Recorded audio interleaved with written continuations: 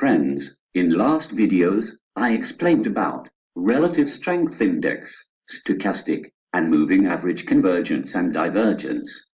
In this video, I will explain about money flow index, average directional index or directional movement index, and Bollinger Bands. Money flow index is volume-weighted RSI. Money flow index is calculated by using RSI formula. It moves between 0 and 100. Money flow index is best suited to identify the reversals and price extremes.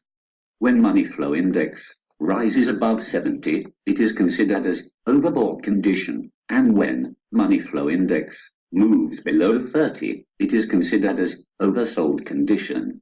Now, let us understand about the interpretation of money flow index.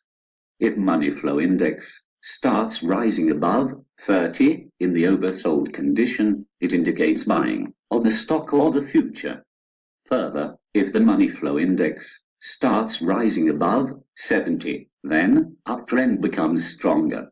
This also indicates fresh buying.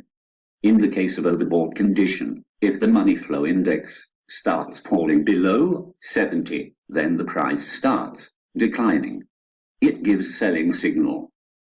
Further, if money flow index declines below 30, the falling trend becomes stronger, again indicating selling.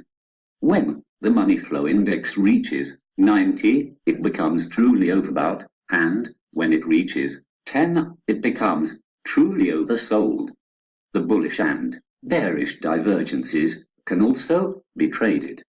Use of MACD and stochastic is necessary to increase the reliability of the signals by money flow index.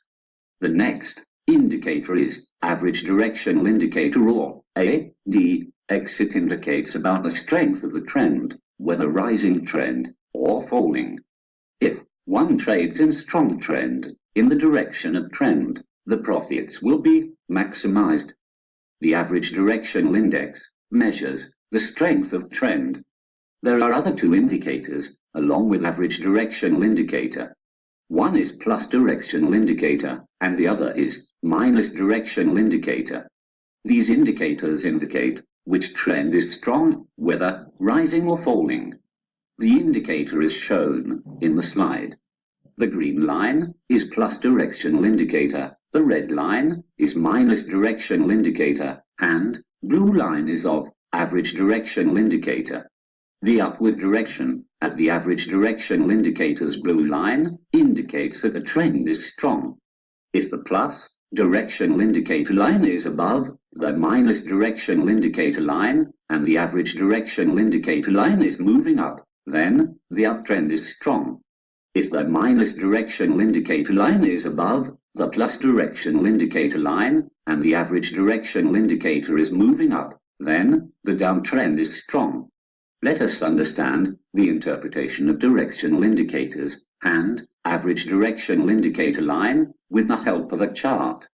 On this slide, at arrow number 1, the minus DI red line crosses plus DI green line in up direction. This indicates bearish sentiment. But the average directional indicator line of blue color is still falling and is below 20 level. This indicates lack of strength and falling trend of stock. At arrow number 3, again red line crosses green line in up direction, and shortly after this, the average directional indicator line has started moving upward. This indicates the bearish trend becoming stronger. This is clear from the falling stock price with rising average directional indicator line. Further, when average directional indicator crosses 20 mark, the falling trend becomes stronger. At arrow number 5, the average directional indicator line turns flat, indicating the weakness in falling trend. Shortly after this, the average directional indicator line turns down and starts falling. This is clear indication of loss in strength of falling trend of the stock price. Now, at arrow number 6, green DI line crosses upward, and simultaneously average directional indicator line also starts moving up from 20 level. This indicates the increasing strength of rising trend. Similar thing has happened at arrow number 7. Thus, one can take decision of selling at arrow number 3 and 4, and buying decisions at arrow number 6 and 7. The next indicator is Bollinger Band. Bollinger Bands are calculated at a specified number of standard deviations above and below the simple moving average, causing them to widen when prices are volatile and contract when prices are stable.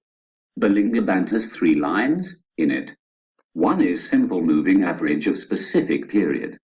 The other 2 lines are at 2 standard deviations on plus and minus sides. These are called as upper and lower Bollinger Bands. The standard period is 20. It is found that the stock prices move inside these bands. The feature of the Bollinger Band is that it expands when the price movements are higher or the volatility is more. If the price movement or the volatility is less, then the bands contract. Contracting bands warn that the market is about to trend. The bands first converge into a narrow neck, followed by a sharp price movement and expansion of the bands. A move outside the band indicates that the trend is strong and likely to continue if the price does not reverse quickly. A trend that hugs one band signals that the trend is strong and likely to continue in the direction of the band it hugs.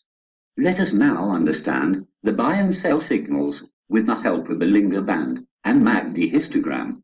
On this slide, you can see that at arrow number 1, the bands have contracted after a brief expansion. Prior to this contraction, the contraction looks something like bottleneck. Sometimes the bands may become closely parallel due to range-bound movement of the price in the contracted condition. The bands start expanding after this contraction. The price hugs the lower Bollinger Band and starts falling with it. At the same time, the MACD bar crosses down the 0 line. This is sell signal, and traders should sell the stock or future. You can observe that RSI and stochastic both are near the overbought limits. The bands again contract and expand at arrow number 2. The price hugs the lower band. The MACD bar crosses down the 0 line. This is another sell signal. The price of stock further falls, continuing the prior trend. At arrow number 3, again, the bands contract and expand. This time the price hugs the upper Bollinger Band and the MACD line crosses above the 0 line. This gives the buy signal. The price rises. Again at arrow number 3, the bands contract and price hugs the lower band after expansion, and the MACD bar falls below 0 line, giving the sell signal. Thus, the buy and sell signals are confirmed by contraction, then the expansion, and the price hugging any of the band after expansion, and the crossover of the MACD line with respect to the 0 line. The other indicators also can be observed to get the idea, the strength of up or down movement. If the stock is in overbought condition and the price starts falling, then the fall may be greater. Similarly, if the stock is in oversold condition and the price starts rising, then the rise may be greater. The W and M formations in bands also can be traded as shown in this slide. There is W formation, and this is supported by the bullish divergence on MACD and RSI indicators. This gives buy signal above the neckline. In this slide, you can see M formation, and this is supported by the bearish divergence on MACD and stochastic indicators. This gives sell signal below the neckline as shown on the slide. Friends, I will conclude this video now. In next video, I will explain about patterns formed in the price of the stocks. If you think you have got good information from this video, then please like, share, and subscribe to this video. Thank you and have a good day.